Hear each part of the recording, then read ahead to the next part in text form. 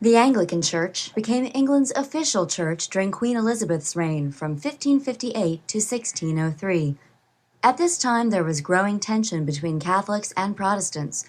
English Catholics wanted the Church of England to stress traditional Catholic practices, while English Protestants, following Calvinist ideals, wanted to return to the pure Christianity of the New Testament. The Church under Queen Elizabeth tried to balance between the Anglo-Catholics and the Protestants. The more radical Protestants felt that the Anglican Church was still too much like the Church of Rome. This group wanted to purify Anglicanism, so they were called Puritans. The Puritans were not satisfied with the slow progress of the Protestant Reformation in England and what they felt was a corrupt and worldly Church of England. In 1606, a small group of extreme Puritans called Separatists broke away from the Church of England completely. The Separatists went into exile, departing for Holland in 1608 to escape persecution for treason against the Church of England. After living with the Dutch for 12 years, the Separatists longed for the English way of life and decided to transplant their customs to the New World. After negotiation with the Virginia Company of London, the Separatists secured the right to establish a settlement near the mouth of the Hudson River. In 1620, about 100 pilgrims boarded the Mayflower for the New World. A storm caused them to miss their destination, pushing them north of the Virginia Company off the coast of New England. They did not make their initial landing at Plymouth Rock as commonly believed. Instead, they surveyed the area and settled on the shore of Plymouth Bay. The Pilgrims believed that Plymouth Bay was outside the jurisdiction of the Virginia Company. Although they did not have the king's authority to establish their own government, they drew up a formal agreement called the Mayflower Compact before going ashore. This compact established the standard for written laws in the New World. It was signed by 41 adult men on the Mayflower. The Mayflower Compact is very brief, less than 200 words, yet as far-reaching as any document ever written.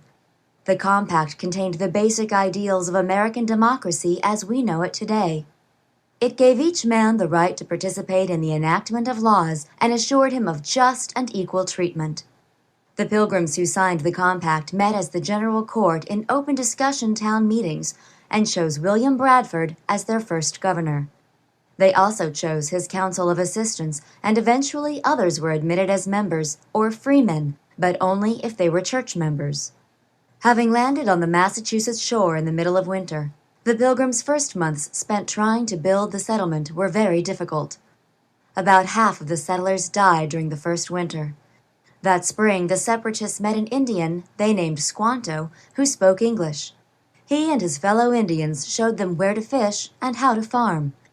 The settlers worked hard and had a bountiful harvest in the fall of 1621, and to celebrate their good fortune, they prepared the first Thanksgiving feast. Our harvest being gotten in, our governor sent 4 men on fowling, so that we might after a special manner rejoice together after we'd gathered the fruit of our labors. Edward Winslow, December 12th, 1621. The Pilgrims established friendly relations with the Indians in the area.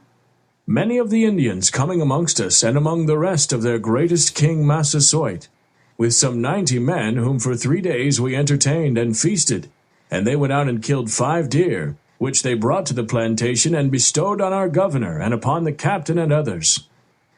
The Pilgrims developed an economy based on fur, fish, and lumber. While the Pilgrims continued to take advantage of the bountiful forests and wild game, the colony never grew to be very large. In 1650, there were still fewer than 1,000 settlers at Plymouth, and in 1691, it merged with the Massachusetts Bay Colony.